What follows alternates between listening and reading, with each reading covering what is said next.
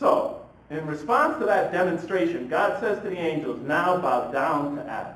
And I thought, what does bowing down connote? Because, I already realized that this author could pack tremendous meaning in just a few words. So I began to read it as if I was reading mathematics, line by line, word by word. In mathematics, you have to pay, any math majors or, you got to pay attention to every single detail. Every word in mathematics is essential, isn't it? It's great. It's great. Beautiful. So that's the way I started reading it, like mathematics. Every single word analyzed. So it said, and behold, we said to the angels, bow down to Adam. I began to think, what does bow down mean, signify? Well, I just thought about it. What does it signify in human life? Bowing down, when one bows to another, often symbolizes servitude.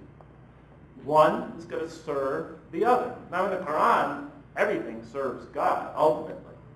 But the Quran seemed to be saying that the angels, and this would be supported later on, the angels serve God in this way. They serve in humanity in their development on earth. They guide humans in their development here on earth, their spiritual and moral development. So they're here to serve us in some sense. This source of magnanimous urgings, these angelic influences we feel. And what else does it mean? It also could mean that one is superior to another.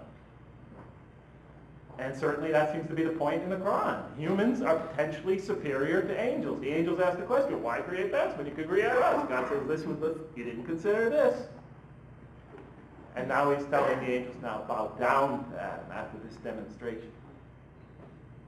So it seems that the Quran is saying humans, with all their flaws, their voluntary surrender to God is more valued in God's sight. Their voluntary turning to God is more valuable in God's sight than the angels' programmed submission to God. But that comes later. So they're told, bow down to Adam. And then it says, not so Iblis. Now, who is Iblis? Later in the Quran, that confused me. What is Iblis? What are the angels? Well, later in the Quran, we find the angels do what they are told to do. They are almost programmed creatures. They cannot go against God's will. So who is Iblis? He was among the angels. Well, the Quran tells us he wasn't an angel. He was actually of the jinn, another unseen entity. But he's an unseen entity of a potentially rebellious nature. And it turns out that Iblis is the father of temptation. God introduces not just the angelic influences that we are exposed to, but the satanic influences as well. But source of temptation, but subliminal whisperings, as the Quran describes it, in our mind. And that's the sole role of Satan in the Quran. He's stripped of all the other powers that we associate with him, and his sole purpose is to give us those subliminal dark urges when we're faced with a moral dilemma. And in one place in the Quran, it has Satan say on the day of judgment, I had no power whatsoever over you. I but whispered and you followed. So he is that perpetual voice we hear in our minds, urging us to do the wrong thing. And the angels are that perpetual voice when we're faced with a moral decision that urges us to do the right thing. And the Quran, these two voices that we hear in our modern language, in our minds, in the Quran, in our hearts, in the Quran, the whisperings in our chests, these two forces that we are exposed to heighten our awareness of the morality of a decision that we're facing. They act as sort of moral catalysts. They bring to our mind, when we're faced with a moral dilemma, the greatness of the situation, so that when I'm thinking of cheating on a test, it very much brings it into focus. And one voice is saying to me, go on, get the good grade. The other voice is saying, no, that's cheating, do the right thing. And I'm starting to sweat and get nervous because I'm hearing it from this side and that side. It's really a catalyst for spiritual decision making. And that seems to be their primary role as you read through the rest of the Quran. I'm reading ahead a little bit.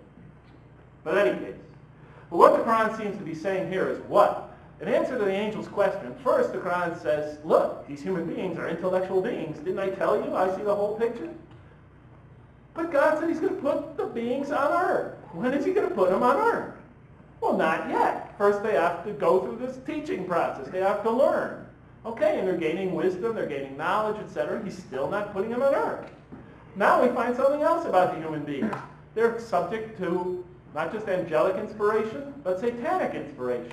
What is the Quran telling us about human beings? They are also not just intellectual beings, but moral beings. They have an intrinsic understanding of right and wrong, and they receive moral impulses in both directions.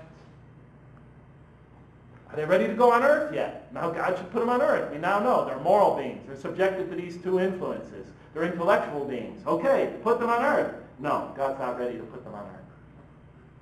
And behold, he said the angels bowed down to Adam, and they bowed down, not so Iblis. He refused and was of the arrogant. Selfishness. Always putting yourself above the rights of others. You feel the right to impinge on someone else's God-given rights. Because you're selfish or arrogant. In any case, but that's a peripheral thing. He was of those who reject faith. So we go to the next verse. And we said, O Adam, dwell you... I have other verses written down to support that one, but skip it. I want to stick with the story as it is. I'm trying to keep you close to my first reading. Is that okay? And then we said, O Adam, dwell you and your spouse in the garden, and eat freely thereof what you wish, but come not near this tree, for you will be among the wrongdoers. I read that verse and I thought, the Quran certainly has a penchant for understating things. You know, because this is the famous and faithful command. O Adam, dwell you and your spouse in the garden, and eat freely thereof what you wish, but come not near this tree, for you will be among the wrongdoers. What's wrong with that verse, I thought? As those of you who came from a background like mine, there's no sense of urgency. There's no tension in that verse. It was taken out. You know, the story I grew up with, which I thought was a magnificent story, I looked at all these things from a literary perspective. I'm sorry, I did. And I'm not putting it down. I think it's beautiful and powerful. But in the story I grew up with, God is threatened at the possibility that man may eat from the tree. But in this verse, he's as relaxed as can be. O Adam, you and your spouse dwell in the garden, eat freely thereof what you wish. But come not near, and it's like the tree is picked at random. Come not near, let's see, this or you will be among the wrongdoers. I thought, does this author not understand the story? You know, because it's like he's using the same things, but he's permuting the details and telling it another way and bringing up different critical changes. It's almost as if he's using it, this great, great story, captivating story, as a vehicle for an original message. But no better story to capture the reader than this one. And they can see things he didn't see before. At least I thought that's what he was doing with me.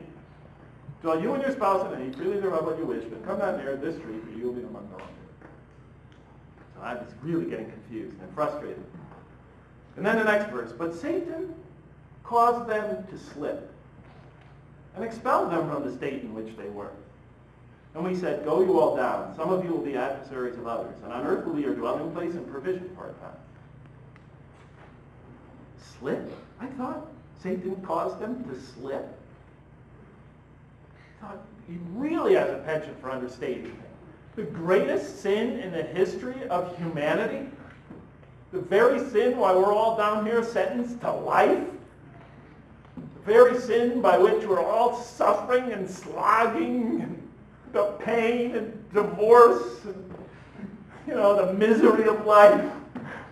My life wasn't going well at that moment. My love life wasn't. But in any case, all that, the breakups, the agony, the pills, you know. Well, agony is me. You know, all this, and he describes this thing, like I said, the AIDS, the conflicts, the violence, the wars, George Bush. He describes it as a slip. I just thought that was a mistranslation. I went to my Arab friends, Excuse me. I just want you to help me interpret this verse. They go, oh dear.